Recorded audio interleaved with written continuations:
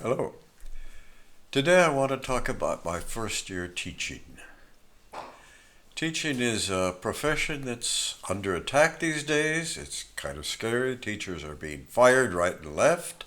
They come into the classroom, they take the books off the shelf, they make you teach religion, forget the Constitution.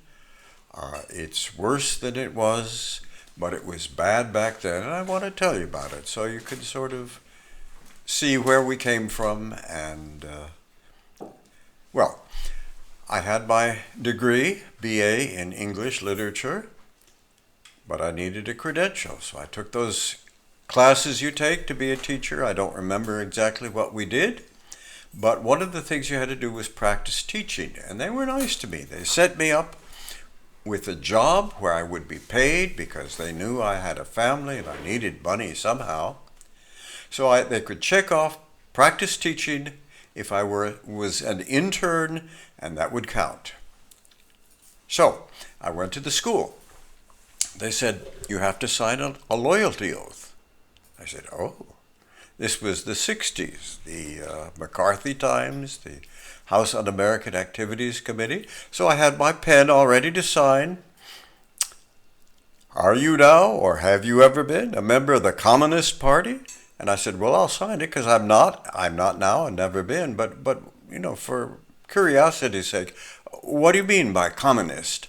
And they said, a communist is any person who advocates the violent overthrow of the American government. And I said, no, that's not what it means.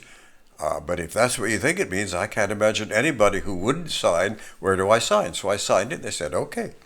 So I started. I think it was sixth grade. It was a school, I think of it as Corona. I think it's in the Riverside district.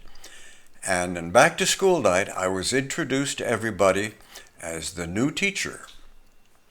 The principal said, well, he's from UCR, that university over there in Riverside. He's not a real teacher, but maybe he knows what he's doing. I don't know. So I thought, this is not the best beginning you could get from the principal of the school, not a show of support. But he did his principal things as he thought you should do. So we had lesson plans we had to do every week, covering every day, hour by hour. You'd write out, take you hours to do it. What are the objectives you're going to do? What do you want the children to learn? How are you going to know this? What are you going to teach them? How are you going to score it? What is your proposal for next week? And we turn it in Friday on the principal's desk. Monday morning we pick it up and start doing what we said we were going to do. It took hours. I hated doing it. And then the principal, doing his principal stuff, would walk down the hall, go into the rooms unannounced to see if you're doing what you said you were going to be doing.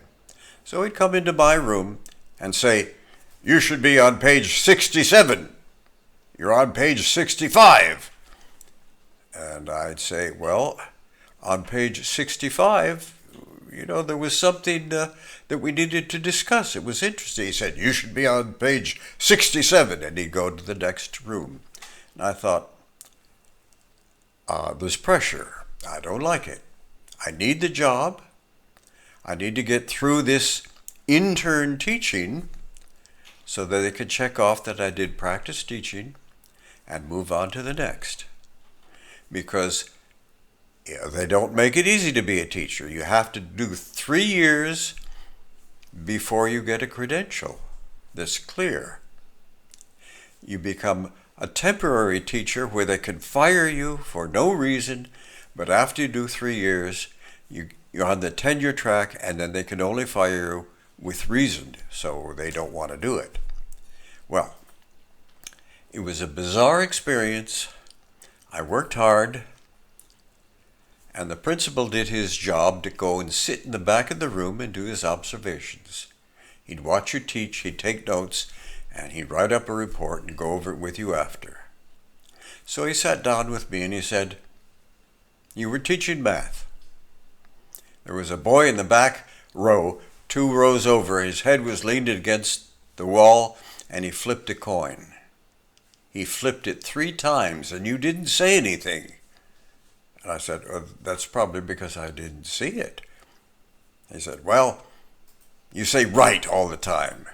Like you go up there and you say, I'm going to show you this, right? And 2 plus 2 equals 4, right? And I said, oh, I didn't realize I'd do that. Now, I did want to say, because I am something of a rebel, I did want to say, well, you're right. And when you're right, you're right. I mean, if I were to say 2 plus 2 equals 4, right? Well, then the class would get it, right? And they would understand what I'm, right? So, am I right? Right? But I didn't because, I was young, I was nervous, I was shy, I had to keep my job. I wanted to be there next morning still in the class teaching. But they would come from Riverside, the education department, and they would do their class observations. So this woman would come into the class. They're supposed to schedule it, but they would come in unannounced. There were 2 doors. They should come in the back door, sit in the back, watch, take notes, and go over it with you. No, this one came in the front door, in front of the class, marched up to the bulletin board that I had so painfully made beautiful, and she ripped it off the wall, threw it on the floor, said, you have the paper going this way. We have the paper going that way. The class looked at her. They looked at me. I looked at her. I looked at them. She left. I thought, I'm not sure if I could survive this. I would be caught between 2 powers. The principal of the school said, this is the way we do things. You do it my way. I control your paycheck. And UCR education people said, this is the way we do things. You do it our way. We control the credential. And I wanted to say, boys, girls, quit fighting over me. Let's just get along and get through this so you could check it off. It was not easy. I did survive it. I'm here to tell you that. But as I thought, don't you want teachers? You need them.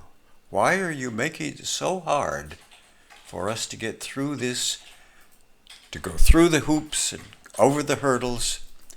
But finally I got through the year. They checked it off. But then they said, we're not done with you yet.